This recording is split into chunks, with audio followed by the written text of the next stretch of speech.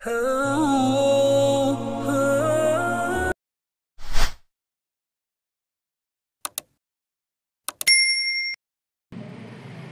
dulu sebelum dinasti Saud ini, masyarakat Arab Saudi di bawah kepemimpinan Ashraf Syarif, keturunan Rasulullah Shallallahu Alaihi Wasallam sebagai rajanya, raja di Arab. Sebagai kalau kita mungkin gubernur amir yang tunduk kepada kesultanan atau kekhalifahan Turki Utsmani, dinasti Ottoman. Kemudian setelah terjadi penggulingan kekuasaan, digulingkan kekuasaannya, Turki Utsmani sudah mulai lemah, sunnatullah. Semua itu akan mengalami masa naik. Jaya, terus kemudian jayanya berapa abad, berapa tahun. Kemudian akan lemah. Udah sunnatullah seperti itu. Ketika Turki Utsmani sudah mencapai masa titik terlemah, akhirnya penggulingan kekuasaannya, bukan penggulingan kekuasaan, perebutan kekuasaan di situ berhasil. Dulu berusaha merebut gak berhasil. Dinasti Saud itu awalnya 3 kali baru berhasil. Pertama gagal, kedua gagal lagi, ketiga baru berhasil sampai sekarang ini. Wis gak usah kita bahas itu pemberontakan atau tidak dan sebagainya, itu ranah politik yang gak bisa habis dibicarakan. Intinya dulu mazhab 4 itu dijalankan di kota Haramain, di 2 tanah suci, Makkah dan Madinah. Makkah itu kalau ini seandainya ini 4 sisi gitu ya, ini 4 sisi. Ada sini sisi Hanafi, Maliki, terus Syafi'i dan Hambali ada.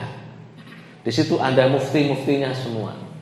Dulu cari aja gambar Ka'bah zaman dulu. Di dekat Ka'bah itu ada rumah, kayak rumah gitu, kayak bangunan. Itu bangunan bagi mufti tiap mazhab. Semuanya juga hidup saling menghargai, saling menghormati ratusan tahun.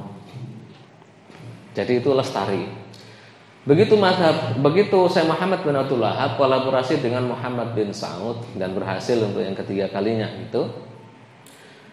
Jadi Saudi secara resmi menggunakan mazhab Hambali, bukan mazhab Muhammad bin Abdul Wahab. Jadi Syekh Muhammad bin Abdul Wahab itu secara fikih tidak mendirikan mazhab baru. Tidak mendirikan mazhab baru. Mazhabnya siapa? Secara konstitusi. Jadi secara konstitusi mereka, kami undang-undang dasar kami adalah Quran Sunnah berdasarkan mazhab Hambali, menggunakan pendekatan kitab Kasyaful Qina dan Syarah Muntahal Iradat karya Al-Buhuti. Jadi mazhab Hambali yang mu'tamad dipakai fatwa sampai sekarang, mazhab Hambali itu adalah karya-karya Mansur Al-Buhuti, Kasyaful Qina dan Syarah Muntahal Iradat. Itu merujuknya ke sono. Tapi secara amaliyah, secara praktek lapangan, Syekh Muhammad bin Abdul Wahab itu adalah salah satu penyeru untuk mentarjih fikih. Mudah enggak maksudnya? Mengikuti prinsipnya Syekhul Islam Ibnu Taimiyah. Syekhul Islam Ibnu Taimiyah itu warisan yang dilestarikan oleh ulama-ulama Saudi sampai sekarang. Warisannya Syekhul Islam adalah mentarjih fikih. Bahkan tidak sedikit kelas-kelas profesor fikih di Saudi, kelas-kelas doktor fikih di Saudi itu beranggapan dan didoktrinkan kepada kami yang belajar di sana, bahwasanya Syekhul Islam Ibnu Taimiyah lebih ngerti tentang fikih Syafi'i dibandingkan Nawawi, dibandingkan Ibnu Hajar Al-Haytami, dibandingkan Imam Ghazali, dibandingkan Imam Haramain sendiri. Lebih ngerti pada mazhab Hambali dibandingkan Mansur Al-Buhuti, dibandingkan Ibnu Qudamah. Lebih ngerti kepada mazhab Hanafi dibandingkan Imam Al-Kasani, dibandingkan Ibnu Abidin. Lebih ngerti kepada mazhab Malik dibandingkan Khalil, dibandingkan siapa? Dibandingkan yang lain-lain lah, Qarafi dan sebagainya. Itu doktrinnya kayak gitu. Karenanya saya belajar fikih Hambali itu Dalilut Talib kepada Profesor Dr. Sa'ad bin Turki Al-Khaslan. talaki fikih Hambali. Nah, beliau itu akhirnya syarah beliau itu dibukukan dalam buku namanya As-Salsabil fi Syarhid Dalil, 8 jilid ada bukunya. Itu separuh buku itu sudah saya talakikan dan saya baca semua. Separuh bab ubudiyah itu sudah saya talakikan, sudah saya baca semua 4 buku itu.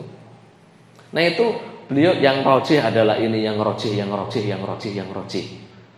rojih saya diskusikan dengan Abdul Aziz bin Abdullah Ar-Rabi'ah atau Abdullah bin Abdul Aziz Ar-Rabi'ah. Itu dosen, teman saya sekelas, dosen di Jamiatul Imam. Saya tanya, itu Syekh Khaslan bilang ini yang rojih. Itu standar rojihnya itu apa? Kata teman saya dosen, sebenarnya yang rojih itu menurut Syekhul Islam Ibnu Taimiyah. Ternyata benar. Jadi dari 4 jilid yang sudah saya baca semua itu, yang beda dengan Ibnu Taimiyah 2 atau 3 permasalahan. 4 jilid itu ya. Berapa ribu masalah itu. Yang rojih itu adalah yang rojih menurut Syekhul Islam Ibnu Taimiyah. Nah, jadi mazhab yang berlaku sebenarnya ngakunya mazhab Hambali. Tapi sebenarnya ini yang bilang teman saya, saya nukil dari teman saya. Al-aula an yusamma nahnu bitaimiyin walaisal hanabilah. Kami lebih cocok disebut secara fikih mazhabnya mazhab Taimiyah, bukan Hanabilah. Karena yang banyak dipakai itu adalah yang ditarjih oleh Syekhul Islam Ibnu Taimiyah, dan banyak sekali bertentangan dengan Hambali, malah ke Syafi'i, malah ke Sunni. Jadi mazhabnya itu mazhab tarjih secara fikih. Karena mazhab tarjihnya itu tergantung siapa yang mentarjih. Kalau Anda yang mentarjih Hambali ya Hambali, ya Hanafi ya Hanafi. Kadang 4 mazhab berbeda dengan Syekhul Islam Ibnu Taimiyah. Yang dikuatkan Syekhul Islam Ibnu Taimiyah. Talak 3 jadi 1 itu Syekhul Islam Ibnu Taimiyah yang menguatkannya. 4 mazhab talak 3 ya dihukumi 3. Di sono 1 gitu. Taklik talak, mentaklik mengaitkan talak dengan suatu hal, la yaqa, enggak jadi, enggak terjadi, enggak jatuh talak. Itu Syekhul Islam Ibnu Taimiyah. Kalau 4 mazhab jatuh. Jadi kadang 4 mazhab justru enggak dikuatkan adalah pendapat Syekhul Islam Ibnu Taimiyah. Nah, Syekhul Islam ini biasanya kadang bukan dari beliau sendiri. Ini juga dulu ada yang berpendapat, cuma sudah indaros, sudah tidak ada penerus mazhabnya. Makanya nanti di usul fikih ada permasalahan. Kalau ada khilaf, kemudian setelah khilaf ini sepakat, generasi keduanya sepakat, boleh nggak generasi ketiga itu khilaf lagi, boleh atau enggak? Itu ada di permasalahan usul fikih. Gitu. Jadi ya ada jalan keluarnya sebenarnya. Jadi banyak hal Ibnu Taimiyah itu nggak sendiri. Dulu sudah ada. Tapi pendapat itu nyeleneh, nggak dianggap oleh para ulama yang lain. Para ulama sepakat bahwa pendapat itu nyeleneh, nggak dipakai. Tapi sama Syekhul Islam justru dikuatkan. Dan ini yang kemudian diadopsi oleh ulama-ulama Saudi sebagiannya. Jadi secara fikih, saya Muhammad bin Abdul Wahhab itu tidak mendirikan mazhab fikih. Bahkan saya secara pribadi untuk menggolongkan beliau kepada fuqaha itu nggak berani. Saya loh ya. Nggak berani. Karena jika dibandingkan beliau ini saya Muhammad bin Abdul Wahhab dengan Sulaiman Al-Jamal, dengan Ibnu Abidin, dengan siapa? Murtadha Az-Zabidi. Aduh, jauh sekali. Dengan Zaini Dahlan gitu, kalau ulama Syafi'iyah, dengan pengarang kitab Anatu Talibin gitu.